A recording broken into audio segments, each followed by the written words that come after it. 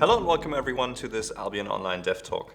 My name as always is Henkys. I'm the Game Director of Albion Online, and today's video is the second video on faction warfare, where we'll go into the details of the new activities coming with faction warfare and some of the rewards that you can earn. It's going to be quite a long video, so let's get started with the first feature, which is Outpost Capturing.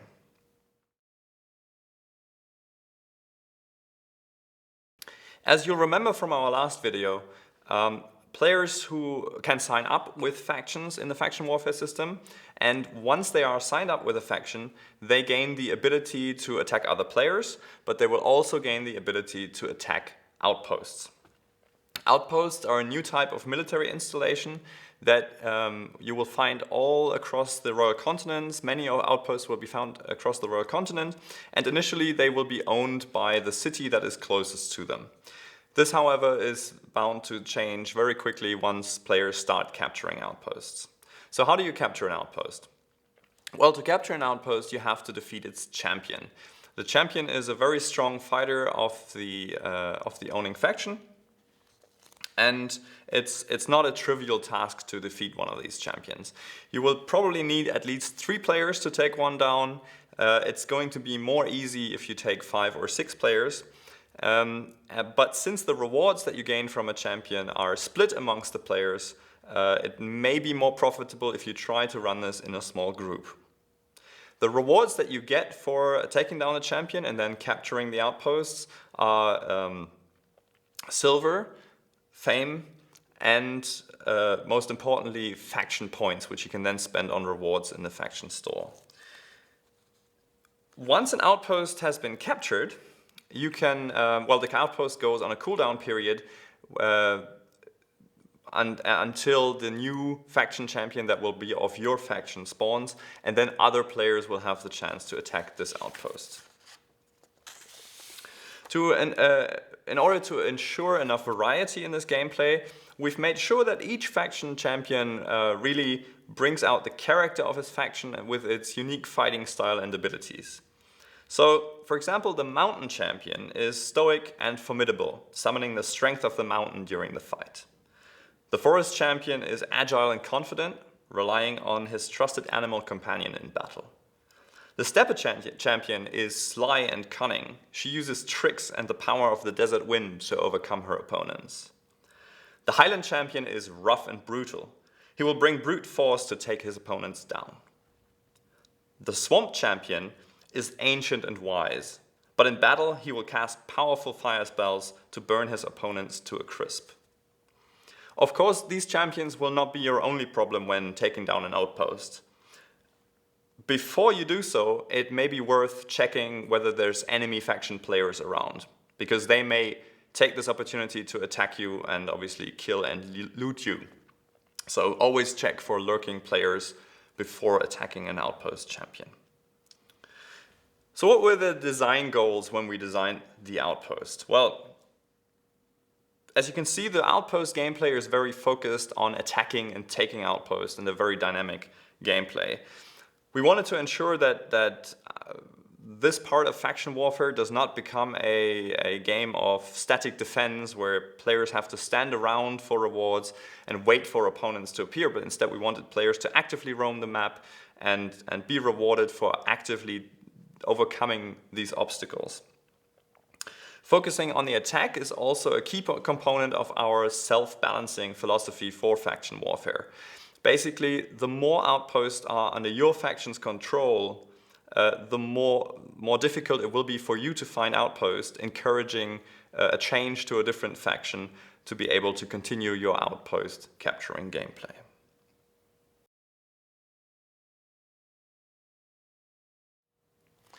The second new activity coming to Albion Online with the faction warfare system is faction trading.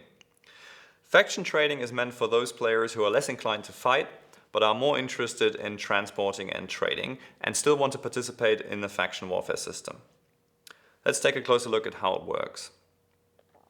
In the faction warfare system, each city will be the source of a new type of powerful resource called fragments of the city heart. Each city has its own type of city heart fragment, and these resources can be used as a stand-in resource in refining to bring down the overall raw resource need of refining somewhat. This resource is acquired from your faction leader by trading in your faction points that you earned for Outpost Capture, open world PvE, or gathering activities. Now, since these resources are so powerful and can bring down the cost of refinement, all city leaders want to get their hands on them. They cannot, however, unless they conquer the other cities, and since they currently have no means to do so, they have engaged in a trade deal of sorts with the smuggler king of Merlyn, who has agreed to set up smuggling posts near all cities on the royal continent, and is now making deals with all cities for smuggling routes. And the players can benefit from this agreement by approaching their faction leader and asking for a trade mission. Now, to get a trade mission, you will have to bring a certain amount of your own faction's resource. So if you're in Fort Sterling, for example, you would have to bring mountain heart fragments. And there's different levels of trade missions that you can get, which will vary in the amount of weight that you will have to carry. So if you get the cheapest one, you will get a trade pack that you can carry on foot. But the most expensive one with the highest return will require you to have an ox. So you probably only want to take that mission if you have an escort.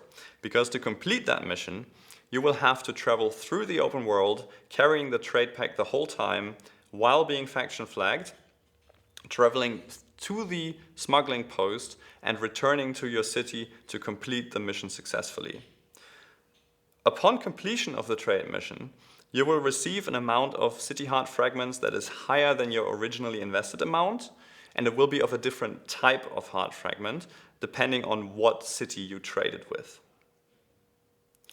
Now, if you're killed while you're on this mission, the trade pack you're carrying will break down and will be broken down into a somewhat reduced amount of city heart fragments that the killer can then loot off your corpse. So why would you engage on a trade mission? Well, there's profit in it.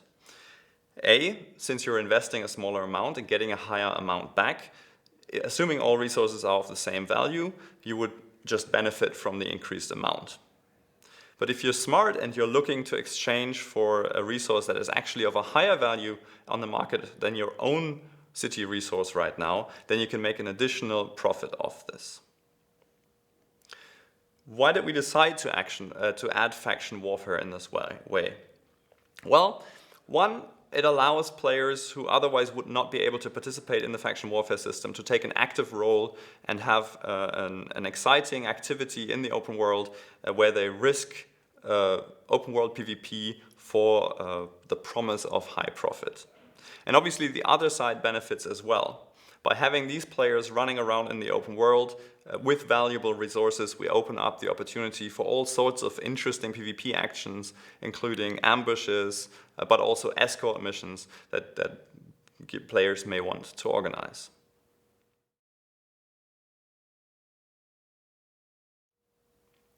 Now let's talk about the rewards that you can get for your faction points in the faction warfare system.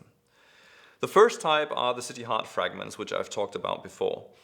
The only thing I want to add here is that since they're used to bring down the refining cost, they're probably best used in high-value refining action, and this will secure their value in the Albion economy and also secure the value of faction points in the Albion overall economy.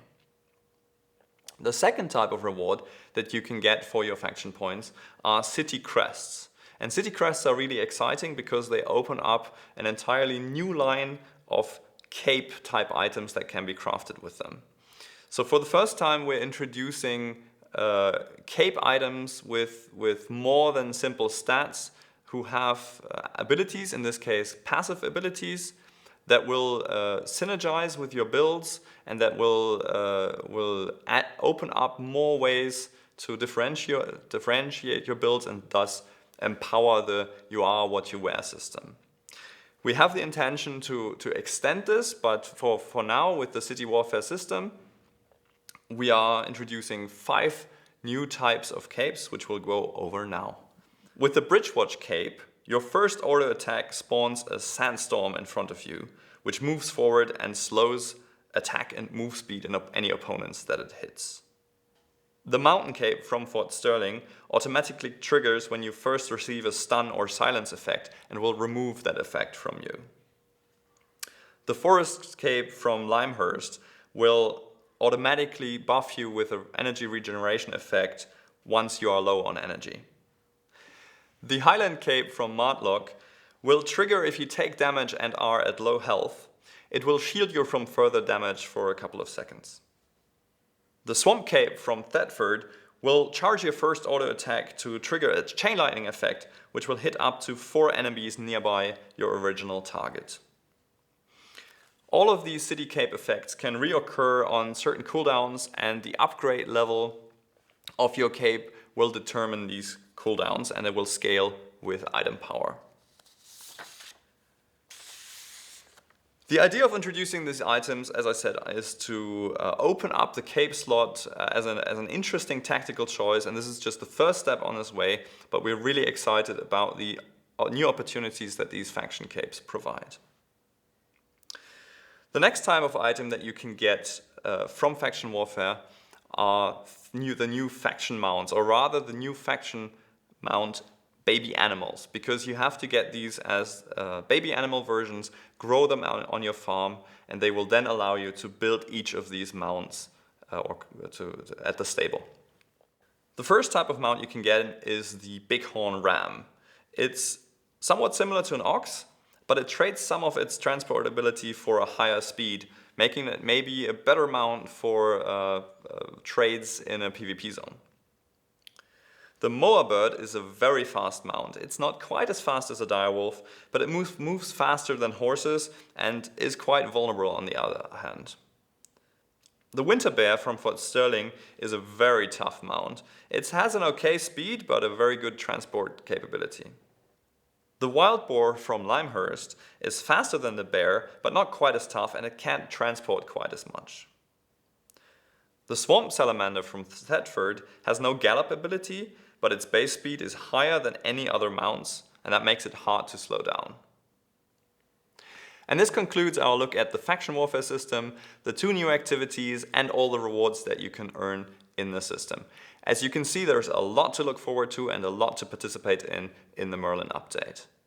Stay tuned for our next Dev Talk, where we'll be talking about the changes in the gathering economy, the crafting, and the refining processes. Goodbye.